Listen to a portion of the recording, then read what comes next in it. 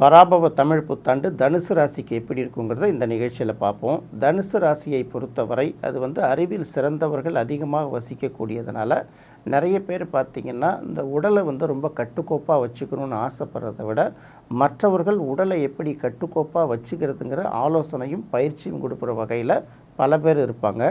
இன்னும் சில பேர் பார்த்திங்கன்னா மனதை எப்படி ஆரோக்கியமாக வச்சுக்கிறது அப்படிங்கிறத சொல்கிறதோட மனதை எப்படி ஆரோக்கியமாக வச்சுக்கணுன்னு மற்றவர்களுக்கு டீச் பண்ணுற இடத்துலையும் இருப்பாங்கங்கிறதுனால இவர்களுக்கு தேவையான பிரச்சனையை இவர்கள் தான் தீர்த்து கொள்ளணுமே தவிர இன்னொருத்தவங்க இவர்களை தீர்த்து வைப்பாங்க அப்படிங்கிறத எதிர்பார்க்க முடியாது.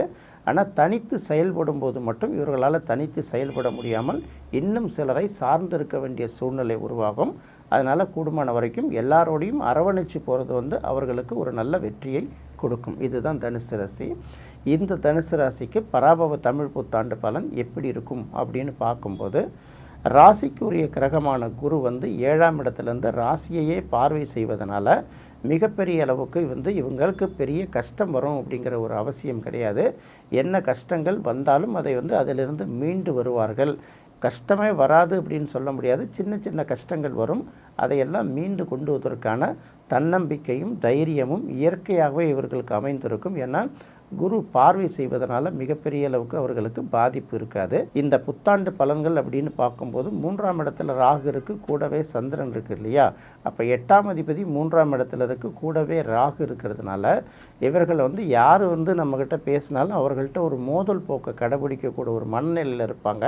அந்த மனநிலையை கொஞ்சம் மாற்றிக்கிட்டு சற்று அமைதியாக இருக்கணும். அடுத்து 4ஆம் இடத்துல பார்க்கும்போது செவ்வாய், சனி, புதன் இந்த 3ம் சேர்ந்து இருக்குது. அதனால் பார்த்திங்கன்னா உடல் உபாதைகளுக்கு சின்ன சின்ன விஷயங்கள் ஏற்படும். அந்த உடல்நல கோளாறு ஏற்படும் போது நீங்கள் பயப்பட வேண்டிய அவசியம் கிடையாது. அதுக்கு உரிய மருத்துவத்தை மட்டும் பார்த்துக்கோங்க. அதே போல் வாகனங்களும் அடிக்கடி பழுதாகும். அதையும் அப்பப்போ செலவு பண்ணிங்க. இது பார்த்திங்கன்னா அந்த மாதம் தான் இருக்கும். அதுக்கப்புறம் வைகாசி மாதங்கள், ஆனி மாதங்களில் அதுக்கான மாற்றம் உருவாயிடுங்கிறதுனால நீங்கள் பெருசாக கவலைப்பட வேணாம். இருந்தாலும் இந்த செலவுகள் வரத்தான் செய்யும்.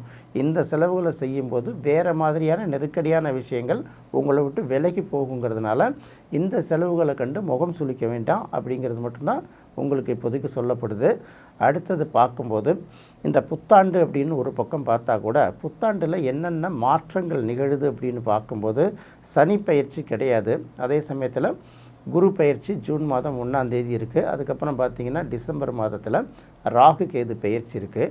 இந்த 3 கிரகங்களோட இயக்கத்தை வச்சு தான் நம்ம பெருசாக பார்க்க போகிறோம். அப்படி பார்க்கும்போது சனி பயிற்சி இல்லாததுனால சனி 4ஆம் இடத்துல தான் இருக்குது. இந்த 4ஆம் இடத்துல இருக்கக்கூடிய சனி 3ஆம் பார்வையாக 6ஆம் இடத்தை பார்வை செய்கிறதுனால கடன்கள் நிறைய அடைபடுவதற்கு ஒரு வாய்ப்பு இருக்குது. அதனால் அதை நினச்சி கவலைப்பட வேணாம். எவ்வளோ பிரச்சனைகள் வந்தாலும் எவ்வளோ சிக்கல் வந்தாலும் அந்த கடன்களையெல்லாம் அடைச்சிட்டு நீங்கள் வெளியில் வந்துடுவீங்கிறத மட்டும் பார்த்துக்கலாம்.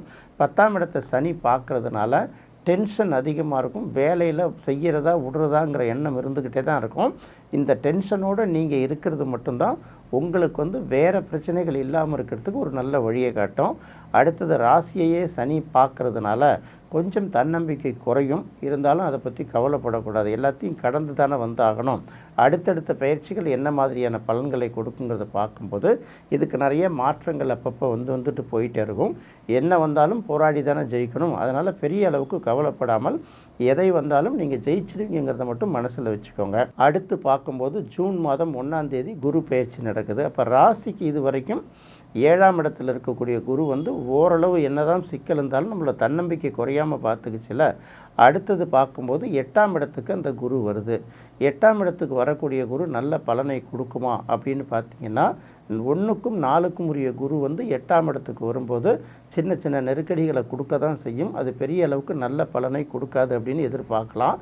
இன்னொரு பக்கம் பார்க்கும்போது குரு உச்சம் பெறுவதனால அது என்ன பண்ணும்னா பெரிய அளவுக்கு நெருக்கடிகளை கொடுத்தாலும் அதிலேருந்து மீண்டு வர்றதுக்கு ஒரு வழியை உருவாக்கி கொடுக்கும். அப்போ 8ஆம் இடத்துல குரு சேர்றதுனால என்ன செய்யலான்னு கேட்டிங்கன்னா நீங்கள் கொஞ்சம் உங்களுடைய செலவுகளை சிக்கனப்படுத்திக்கிட்டிங்கன்னா அப்போ செலவுகளை சிக்கனப்படுத்தினாலே நம்ம ஆசைப்பட்டதை வாங்கிக்க முடியாதுங்கிற ஒரு சூழ்நிலை வந்துடுதில்ல. நமக்கு ஒரு பிடித்த பொருளை வாங்கிறது, நமக்கு பிடித்த விஷயங்களுக்காக செலவு பண்ணுறதை கட்டுப்படுத்தும் போது கிட்டத்தட்ட பார்த்திங்கன்னா நம்ம மகிழ்ச்சியை நாமளே தடுத்துக்கிற மாதிரி தானே. இது என்ன பண்ணுன்னா உங்களுக்கு முதலீடாக ஒரு வாய்ப்பை உருவாக்கி கொடுக்கும். அப்போ பார்த்திங்கன்னா சேமிப்பில் அதிகமாக கவனம் செலுத்திங்கன்னா அந்த 8ஆம் இடத்து குரு வந்து உங்களுக்கு பெரிய அளவுக்கு நெருக்கடியை கொடுக்காது. ஒருவேளை அப்படி ஒரு நெருக்கடி வந்தாலும் இந்த குருவோட பார்வை ராசிக்கு 2ஆம் இடத்துல கிடைக்கிறதுனால அது என்ன மாதிரியான பலனை கொடுக்கும்னு பார்த்தீங்கன்னா, உங்களுக்கு என்ன தான் நெருக்கடி வந்தாலும் அதுக்கு தேவையான பணத்தை இன்னொரு வழியிலேருந்து உங்களுக்கு பிரட்டி கொடுத்துரும். வரவும் செலவும் சரியாக இருக்குங்கிற ஒரு சூழ்நிலையை உருவாக்கி கொடுக்குமே தவிர பெரிய அளவுக்கு ஷார்ட்டேஜ் வருவதற்கு வாய்ப்பு இல்லைங்கிறதுனால தைரியமாக நீங்கள் நடை போடலாம். அடுத்து குருவோட பார்வை ராசிக்கு 12ஆம் இடத்துல விழுது. ராசிக்கு 12ஆம் இடம் அப்படின்னு பார்க்கும்போதும் அதுவும் வந்து ஒரு முதலீடு தானே. இன்னொரு பக்கம் 12ஆம் இடம்ங்கிறது விரயம்ங்கிறாங்க. விரயத்தை சுப விரயமாக பண்ணுறது, அப்புறம் வந்து பார்த்திங்கன்னா அசுப விரயங்கிறது. அப்போ தேவையில்லாத ஒரு மருத்துவமனைக்கு செலவு பண்ணுறக்கூடிய சூழல் வந்ததுன்னா அது வந்து அசுப விரயம். இதுவே வந்து பார்த்திங்கன்னா ஒரு திருமணம் செய்து வைக்கிறது, ஒரு நிலம் வாங்கி வைக்கிறது, இதெல்லாம் பார்த்திங்கன்னா வீடு கட்டுறது, இதெல்லாம் பார்த்திங்கன்னா சுப விரயம் தானே. அப்போ கூடுமான வரைக்கும் உங்களுக்கு வரக்கூடிய பணத்தை வந்து சிக்கனம்ங்கிற பேரிலும் சேமிப்புங்கிற பேர்லத்தையும் இந்த மாதிரி இன்வெஸ்ட்மெண்ட் பண்ணி வச்சிட்டிங்கன்னா ஒரு நல்ல வாய்ப்பு கிடைக்கும். 12ஆம் இடத்துக்கு குரு பார்வை கிடைக்கிறது என்ன மாதிரியான பலனை கொடுக்கும்னு பார்த்தீங்கன்னா, உங்களுக்கு வெளிநாட்டு பயணங்கள் இதுவரைக்கும் தடைப்பட்டு இருந்ததுன்னா அந்த தடைகளை அகற்றி உங்களுக்கு வெளிநாடு சென்று வருவதற்கான ஒரு வாய்ப்பை உருவாக்கி கொடுக்கும். அடுத்தது நிறைய பேர் பார்த்திங்கன்னா இந்த ஆராய்ச்சி கல்வின்னு சொல்லுவாங்கள்ல, பிஹெச்டி, அந்த மாதிரி ஆராய்ச்சி கல்வியை வந்து இந்த ஆண்டு தொடங்குவாங்க. அப்படி இல்லைனா ஏற்கனவே பெண்டிங் இருந்ததுன்னா நல்ல மாதிரி முடிச்சு எடுப்பாங்க. சில பேர் வெளிநாட்டுக்கு சென்று கூட இந்த ஆராய்ச்சி கல்விகளை படிப்பதற்கு ஒரு வாய்ப்பு இருக்குது. நிறைய பேர் சுற்றுப்பயணமாக வெளியூர் வெளிநாடு போயிட்டு வருவதற்கான வாய்ப்பும் இருக்குங்கிறத மட்டும்தான் இந்த குரு பயிற்சி நமக்கு சொல்ல வருகிறது. அடுத்தது பார்த்திங்கன்னா 4ஆம் இடத்துல இருக்கக்கூடிய சனி அப்படின்னு பார்க்கும்போது, 4ஆம் இடத்துல இருக்கக்கூடிய சனி வந்து உடல் நலத்தில் கொஞ்சம் அப்பப்போ சின்ன நெருக்கடியை கொடுக்கும். திடீர்னு நமக்கு ஏதாவது ஆயிடுமோ அப்படிங்கிற மாதிரி ஒரு பயம் இருக்கும். ஒரு சின்ன இது வந்தால் கூட இது வந்து பெரிய அளவுக்கு நமக்கு நோயை உருவாக்கிடுமோங்கிற ஒரு பயம் இருக்கும்ல. இதையெல்லாம் தடுத்து நிறுத்திட்டு இப்போ இந்த குருவோட பார்வை, குருவோட 9ஆம் பார்வை ராசிக்கு 4ஆம் இடத்துக்கு இருக்கக்கூடிய சனிக்கு கிடைப்பதனால அந்த பயமெல்லாம் நீங்கி உடலில் ஏற்கனவே ஏதாவது பிரச்சனைகள் இருந்தால் கூட ஓரளவு சரியாவதற்கு உங்களுக்கு வாய்ப்பு இருக்குது. அதே போல் இன்னொரு பக்கம் பார்க்கும்போது இந்த வீடு அல்லது கார் வாங்கணும்னு நினச்சிருந்தீங்கன்னா கண்டிப்பாக உங்களுக்கு அது இந்த தடவை அமையும். பொதுவாக பார்த்தீங்கன்னா குரு பயிற்சிக்கு அப்புறம் குருவோட பார்வை வந்து சனிக்கு கிடைக்கிறதுனால நிறைய பேர் ஏதாவது ஒரு வகையில் வந்து வீடோ வண்டியோ கண்டிப்பாக எல்லா ராசிக்காரர்களும் வாங்குவாங்க. அது வந்து புதுசாக குடி போகிறாங்களா இல்லை ஏற்கனவே இருக்கிற வீட்டை மாற்றுறாங்களா, இந்த மாதிரி ஒரு கேள்வி தான். அடுத்தது பார்க்கும்போது லோன் போட்டு நிறைய பேர் புது வீடு வாங்குவாங்க. அப்படி இல்லைனா டாப்அப் லோன் போட்டு புது வீடு கட்டுவாங்க.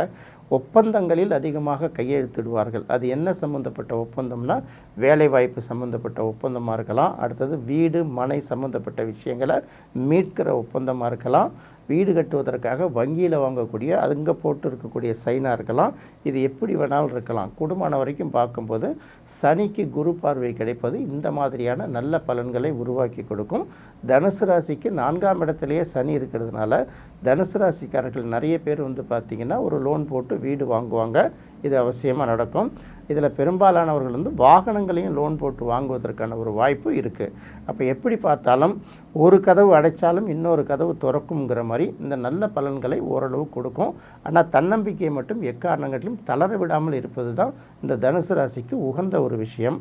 அடுத்து பார்க்கும்போது ராகு கேது பயிற்சி. டிசம்பர் மாதம் இந்த ராகு கேது பயிற்சி நடக்குது. ஏற்கனவே 3ஆம் இடத்துல இருக்கக்கூடிய ராகு வந்து பார்த்திங்கன்னா இப்போது 2ஆம் இடத்துக்கு வருது. அப்போ 2ஆம் இடத்துக்கு வரக்கூடிய ராகு வந்து என்ன செய்யும்னா வரவையும் அதிகப்படுத்தும், செலவையும் சற்று அதிகப்படுத்தும். குடும்பத்தில் எது செஞ்சாலும் பிரம்மாண்டமாக செய்யணும் அப்படிங்கிற ஒரு விஷயத்தை ஏற்படுத்துவோம். கண்டிப்பாக அதற்கான வருவாயை வந்து ராகு உருவாக்கி கொடுக்கும். பேசும்போது மட்டும் கொஞ்சம் கவனமாக பேசணும். யார் மனதும் நோகுற அளவுக்கு பேசக்கூடாது, அவசகனமாகவும் பேசக்கூடாது. அப்படி செய்தால்தான் 2ஆம் இடத்துல இருக்கக்கூடிய ராகு வந்து அதோடைய நல்ல பலன்களை உங்களுக்கு கிடைக்கும். இன்னொரு பக்கம் பார்க்கும்போது குரு ஏற்கனவே பயிற்சியாகி அந்த குருவோட பார்வை 2ஆம் இடத்துக்கு கிடைக்கிறதுனால உங்களுக்கு வரக்கூடிய வருவாய் இருக்குல்ல, இந்த அளவு வந்து கொஞ்சம் அதிகமாகும். ஏன்னா ராகு வந்து எப்போதுமே மிகைப்படுத்துறது தானே. அந்த ராகுக்கு குரு பார்வை கிடைக்கிறதுனால வருவாயோட அளவு அதிகரிக்கும். அப்படி இல்லாத பட்சத்தில் உங்களுக்கு வருவாய் வந்து ஒரு இடத்துல வந்துட்டு இருக்கக்கூடிய வருவாய் இன்னொரு இடத்துலையும் வரும். ஒரு 2-3 விதமான வருவாய் சின்ன சின்ன வேலைகள் மூலமாக அந்த வருவாயும் பெருகுங்கிறதுனால பெரிய அளவுக்கு அதை மைனஸாக எடுக்க வேணாம். அடுத்து பார்க்கும்போது கேது ஏற்கனவே 9ஆம் இடத்துலேருந்து மனநிறைவு இல்லாமல் பண்ணிட்டு இருந்த ஒரு கேது 8ஆம் இடத்துக்கு போகுது. அந்த 8ஆம் இடத்துக்கு போகிற கேதும் பெரிய அளவுக்கு நல்ல பலனை கொடுக்காதுங்கிறது நமக்கு தெரியும். அதே சமயத்தில் அது என்னென்ன மாதிரியான சிக்கலை உருவாக்குதுங்கிறதுனால இந்த சாப்பிட்ற விஷயங்களில் ரொம்ப கவனமாக இருக்கும். வயிறில் நிறைய பேருக்கு சிக்கலை உருவாக்கி கொடுத்துரும். பெண்களுக்கு கூட பார்த்திங்கன்னா இந்த மாதவிடாய் கோளாறுகள் அதெல்லாம் வரும்.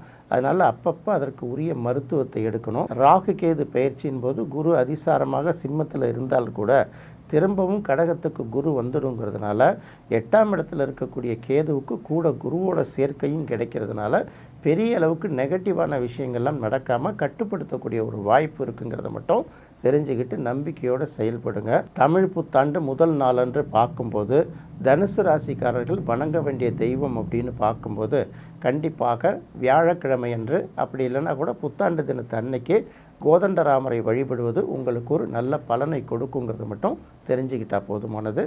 என்ன நேயர்களே, தனுசு ராசிக்கு பராபவ தமிழ் புத்தாண்டு பலன்கள் எப்படி இருக்குங்கிறத இந்த நிகழ்ச்சியில் பார்த்தோம். மகர ராசிக்கு பராபவ தமிழ் புத்தாண்டு பலன்கள் எப்படி இருக்குங்கிறத அடுத்த நிகழ்ச்சியில் பார்ப்போம். நன்றி, வணக்கம்.